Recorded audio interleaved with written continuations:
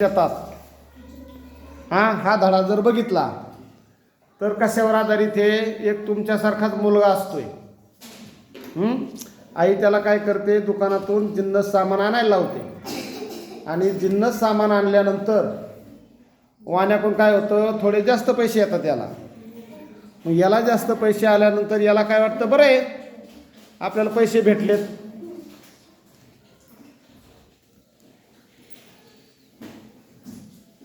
कोणता धडा आहे हा? होय मी सुद्धा.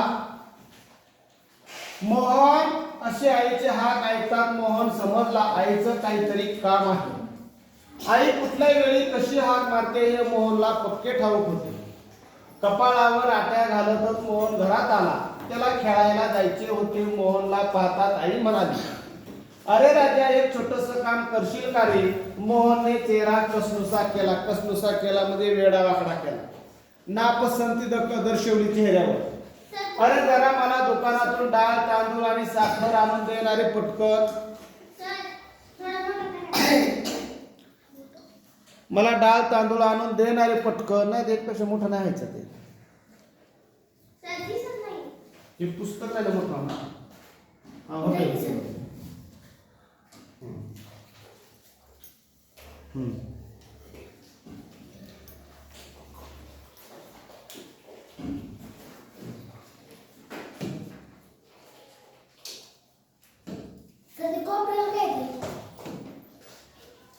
जाहिरात येतात ना, नाही पुस्तक आहे. आपल्याला जो भाग घ्यायचा तो भाग दिसतोय.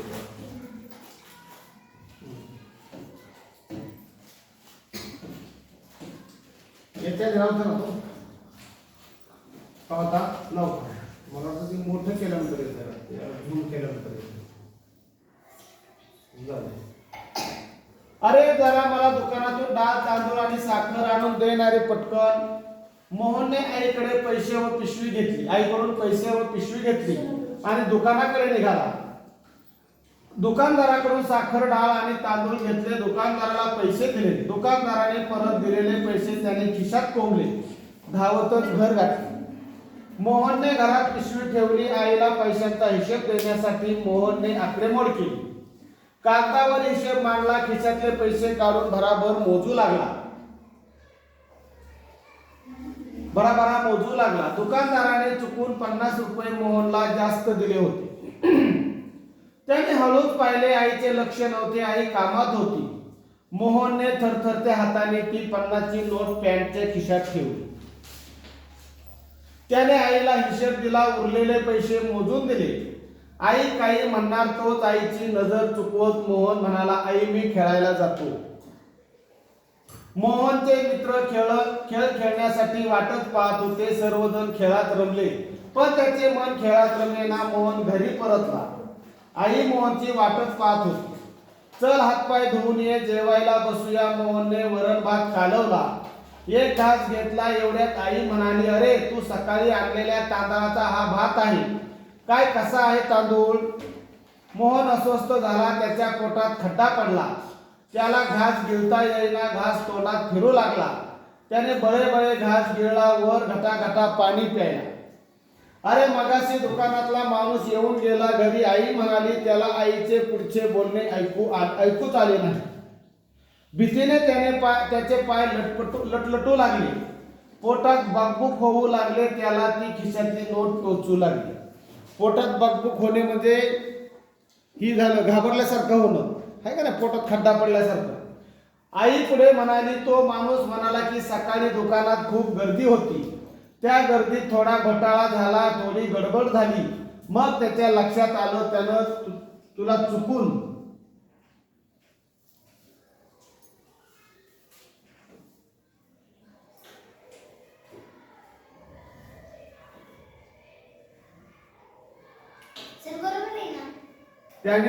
आणि आईने काय केलं, पुढचं बोलणं थांबवलं. मोहनला पुढे ऐकणे असह्य झाले. त्याला वाटले आपण कबूल करावे, आईला सांगावे आपण 50 रुपये घेतले. त्याने डावा हात खिशात घट्ट धरला आणि झटक्यात उजवा हात वर केला. पण मोहन काही बोलू शकला नाही.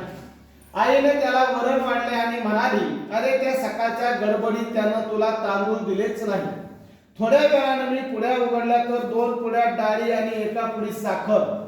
मी तुलाच हाक मारणार होते इतक्यात तो आला. म्हणाला, अहो वहिनी, त्या शांताबाईची डाळ तुमच्याकडे आणि तुमचे तांदूळ त्यांच्याकडे. समजा घोटाळा झाला. अरे म्हणून तुला मी मगाशी गमतीनं म्हटलं, तू आणलेला तांदूळ कसा. मोहनचा जीव भांड्यात पडला. तो कसनुसा चेहरा करून हसला. बळे बळे जेवला. मोहनच्या मनात चलबिचल सुरू झाली. ती नोट त्याला स्वस्त बसू देत नव्हती. आईची नजर चुकवण्यासाठी त्याने गोष्टीचे पुस्तक वाचायला घेतले, पण त्याचे लक्ष लागेना. त्याने पुस्तक ठेवून दिले. आई मोहनजवळ येत म्हणाले, आज शनिवार, आता इतक्यात बाबा येतीलच. मग आज संध्याकाळी आपण बाहेर जाऊ. तुला आणि बाबांना शर्टाचं नवीन कापड घेऊ, पण हे बाबांना सांगायचं नाही. आपण दोघं मिळून त्यांना चकित करू म्हणजे काय करायचं, सरप्राईज द्यायचं. मोहनला आवंडा गिळताना त्रास होऊ लागला. त्याच्या डोक्यावरून हात फिरवत आई म्हणाली, अरे माझ्या लहानपणी आमची गरिबी होती. माझा फाटलेला फ्रॉक पाहून माझ्या मैत्रिणीच्या आईनं मला मैत्रिणीचा फ्रॉक देऊ केला होता. पण मी त्यांना ठणकावून सांगितलं, काकू, आम्ही गरीब जरूर आहोत, पण स्वाभिमानी आहोत. ज्यांची खरंच ऐपत नसेल त्यांना द्या. हे मी घरी सांगितल्यावर आईनं मला शाबासकी दिली.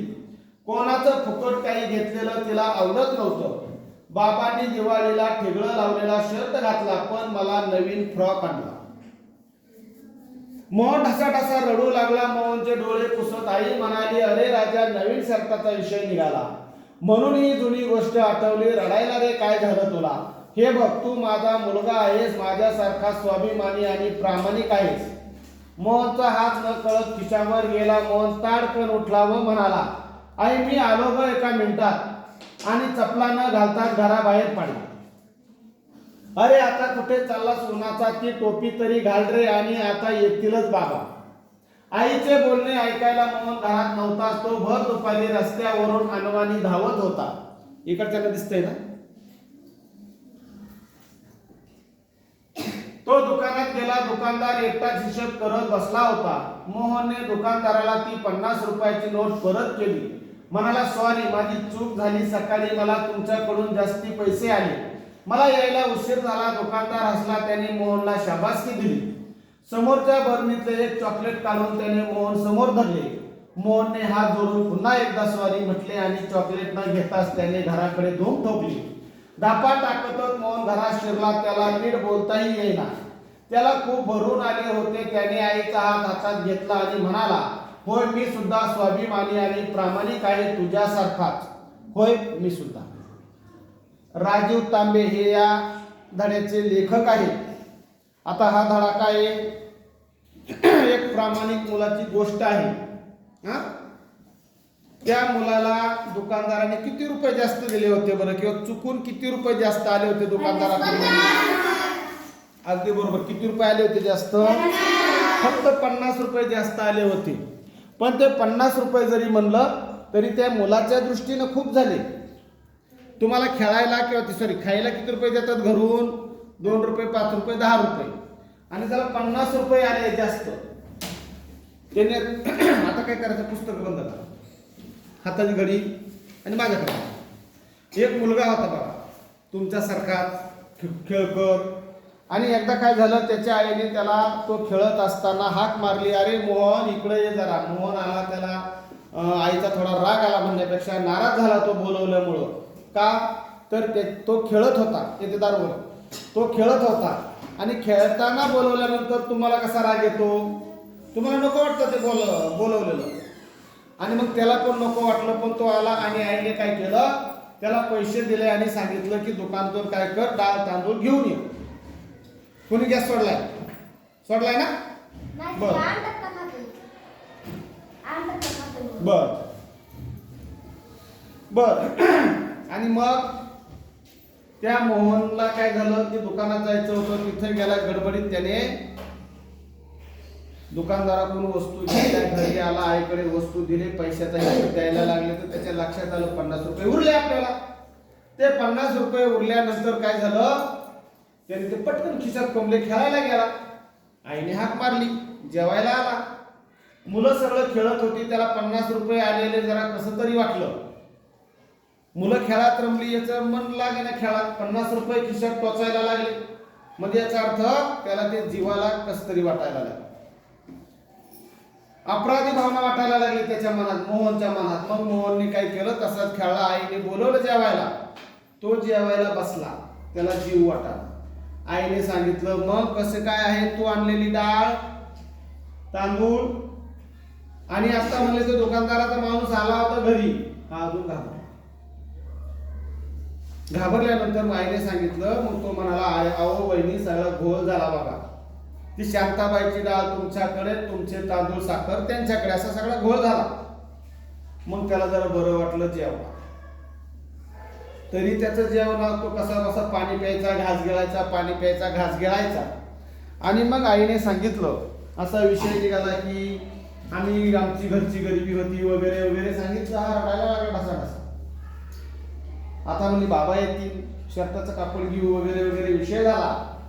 आणि मग तिने तिच्या लहानपणीची एक गोष्ट सांगितली की आम्ही लहान होतो, म्हणाले, घर कपडे नव्हते चांगले घालायला, पैसे नव्हते चांगले कपडे आणायला, आणि माझ्या मैत्रिणीच्या आईने काय केलं की चांगला फ्रॉक मला द्यायला लागली. तर आम्ही सांगितलं, मावशी काकू, आम्ही गरीब आहोत, स्वाभिमानी आहोत, ज्याला खरंच गरज आहे त्याला ती फ्रॉक द्या. मग त्यांनी काय केलं, ती फ्रॉक दिली, ज्याची गरीबाला असेल त्याला दिली असेल नसेल. म्हणली, माझ्या बाबांनी दिवाळीला फाटका शर्ट घातला पण मला चांगला फ्रॉक आला. याला अजून रडायला. हा तसा ताडकन उठला आणि दुकानात गेला आणि त्या वाण्याला सांगितलं, दुकानदाराला सांगितलं की स्वारी माझी चूक झाली, मला सकाळी तुमच्याकडून 50 रुपये जास्त आले, मला ते परत करायला यायला उशीर झाला. दुकानदाराने त्याला काय झालं, समोरच्या बरणीतनं एक चॉकलेट धर, म्हणाला घे.